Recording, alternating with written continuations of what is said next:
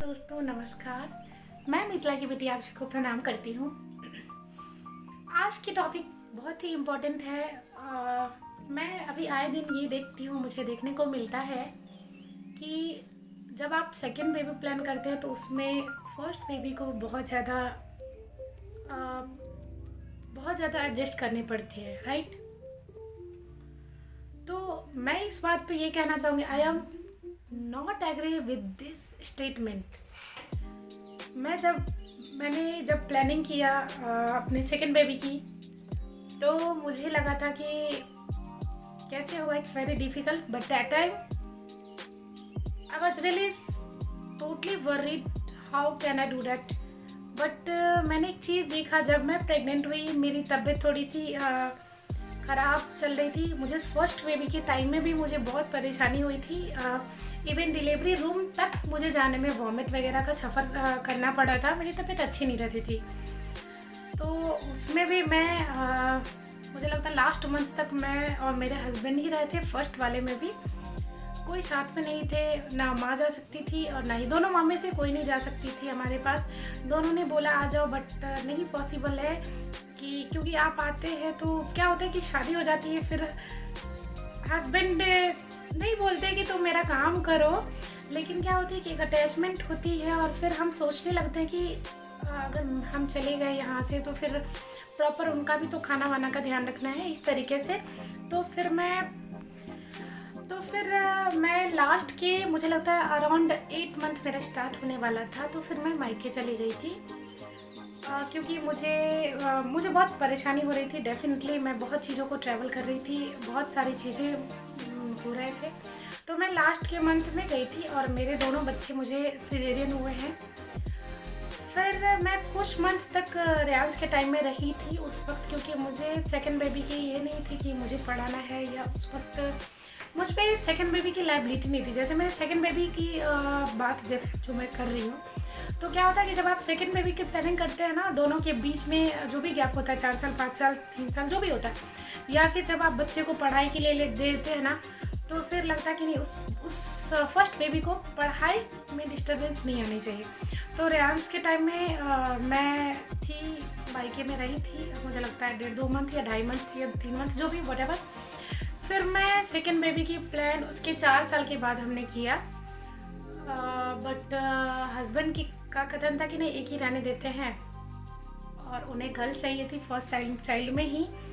तो फिर भी मुझे था कि नहीं, मुझे एटलीस्ट मेरे 2 बच्चे होना चाहिए। डेफिनेटली बच्चे को भी होना चाहिए कि ये मेरा भाई है, ये मेरी बहन है, क्योंकि एक टाइम के बाद क्या होता है कि माता पिता जब नहीं होते तो बच्चों के साथ एक रिलेशन कैरी करने के लिए कुछ होना चाहिए, और एक रिलेशन ही इट मीन्स कि उससे ऑन कहने वाली कोई होना चाहिए।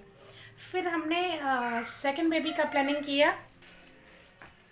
तो जब मैंने सेकंड बेबी प्लान किया, मेरे दोनों बच्चे में जैसा कि मैंने बताया 4 इयर्स का अराउंड डिफरेंसेस है दोनों में।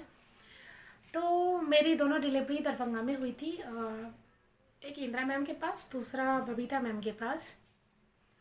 तो फिर हो गया। उसके बाद जब मैं सेकंड प्रेगनेंसी के बारे में हमने डिसाइड किया, तो मेरी उसमें भी मेरी पूरी 9th मंथ वाली जो ड्यूरेशन होती है ना, वो बिल्कुल अच्छी नहीं थी। रेयांस के टाइम में मुझे वॉमिट कंटिन्यू रहा, बट मेरी बेटी प्रीशु के टाइम में मुझे वॉमिट के साथ साथ चक्कर भी आते थे।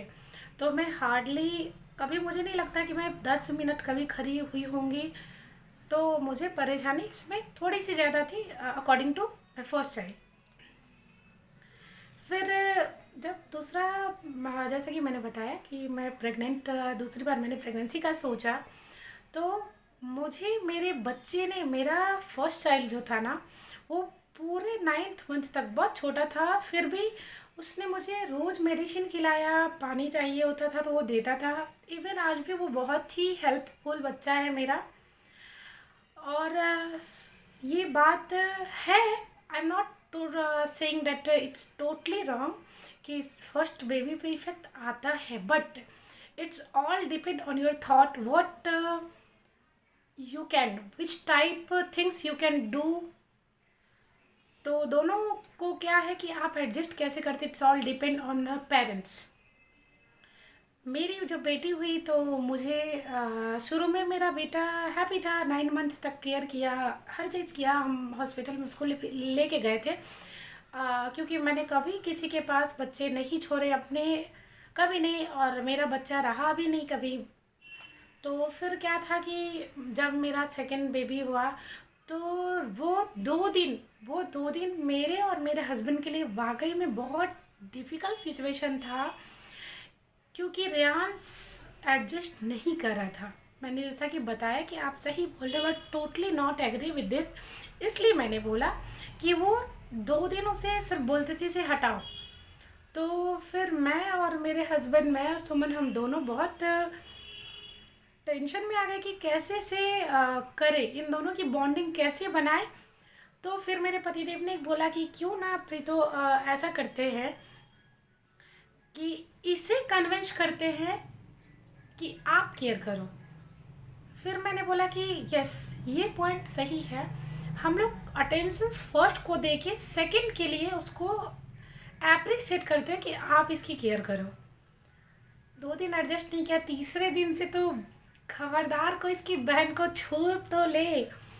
तो आज मेरी बेटी को भी 2.5 साल हो गए हैं और मेरे बेटे को भी 7 इयर्स हो गए हैं, बट कभी कभी भी मेरा बच्चा प्रीशु को हर्ट नहीं करता है।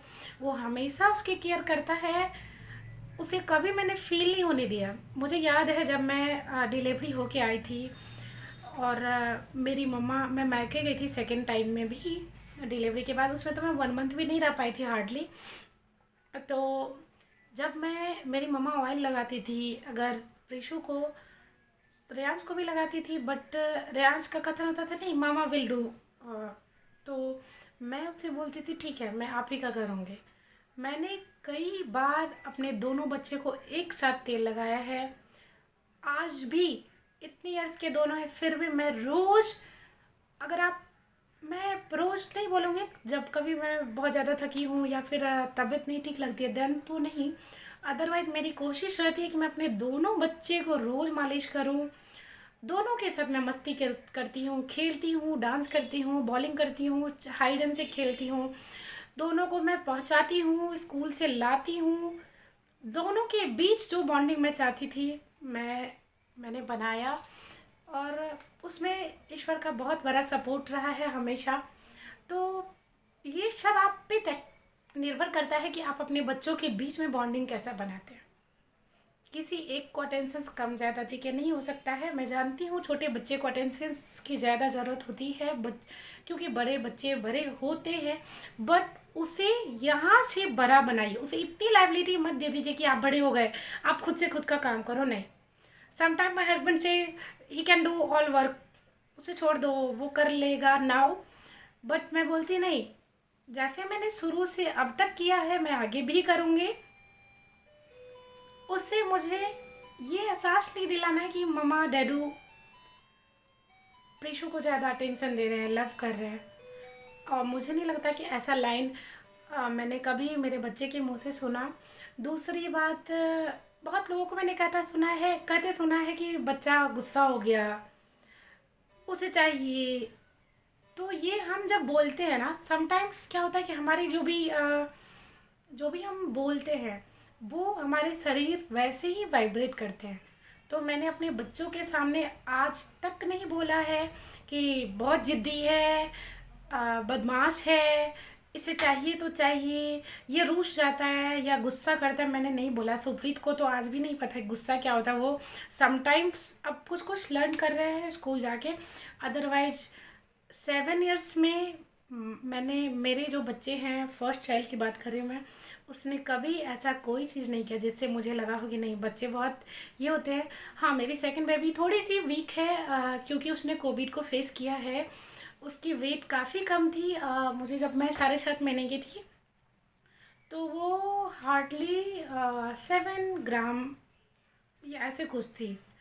तो मेरी सेकंड बेबी थोड़ी सी जिद कर रही है, बट उसे हम शो नहीं कर रहे हैं, उसके अंदर ये नहीं बता रहे कि हाँ आप करो, I will fulfil your all wishes.